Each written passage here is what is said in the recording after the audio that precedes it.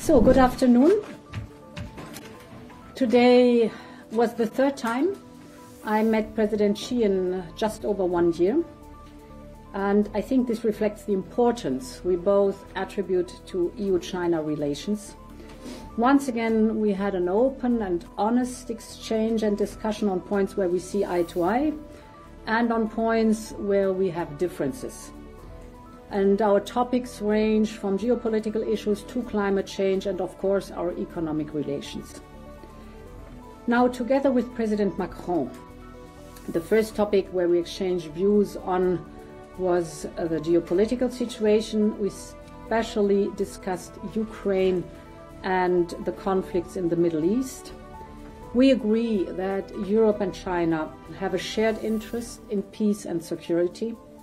We count on China to use all its influence on Russia to end Russia's war of aggression against Ukraine. President Xi has played an important role in de-escalating Russia's irresponsible nuclear threats, and I'm confident that President Xi will continue to do so against the backdrop of the ongoing nuclear threats by Russia. We've also discussed China's commitment not to provide any lethal equipment to Russia. More effort is needed to curtail delivery of dual-use goods to Russia that find their way to the battlefield. And given the existential nature of the threats stemming from this war for both Ukraine and Europe, this does affect the EU-China relations.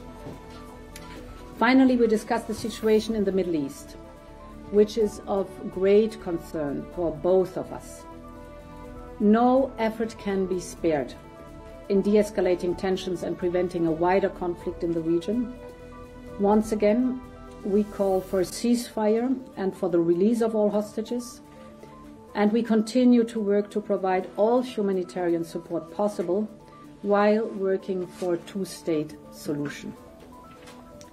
We also made clear our concern on Iran's direct threat to stability in the region, and we believe that China can play an important role in limiting the irresponsible proliferation of Iranian ballistic missiles and drones.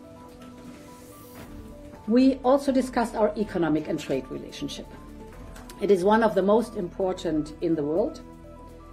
I am convinced that if the competition is fair, we in Europe will have thriving, durable economies that will support more good jobs. But of course, today we also discussed the imbalances that remain significant. And this is a matter of great concern. As we have shown, we will defend our companies, we will defend our economies, we will never hesitate to do so if this is required. And let me focus on three topics. The first, Chinese subsidized products. These subsidized products, such as the electric vehicles or, for example, steel, are flooding the European market. At the same time, China continues to massively support its manufacturing sector, and this combined with a domestic demand that is not increasing, the world cannot absorb China's surplus production. Therefore, I have encouraged the Chinese government to address these structural overcapacities. At the same time, we will closely coordinate with G7 countries and emerging economies that are also increasingly affected by China's market distortions. My second topic, for trade to be fair, access to each other's market also needs to be reciprocal. And we discussed how to make real progress on market access. I remain confident that more progress can be achieved. At the same time, we stand ready to make full use of our trade defense instruments if this is necessary. For example, a couple of weeks ago, we launched our first investigation under the International Procurement Instrument. Europe cannot accept market distorting practices that could lead to deindustrialization here at home. My third point, we need to improve the resilience of our supply chains. And for example, we tackle excessive dependencies by diversifying sources of critical raw materials.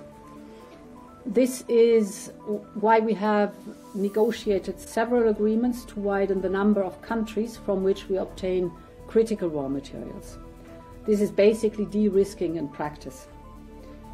Our market is and remains open to fair competition and to investments, but it is not good for Europe if it harms our security and makes us vulnerable. And this is why we act.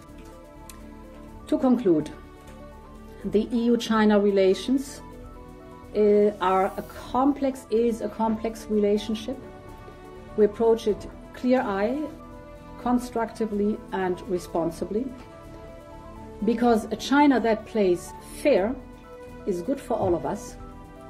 At the same time, Europe will not waver from making tough decisions needed to protect its economy and its security.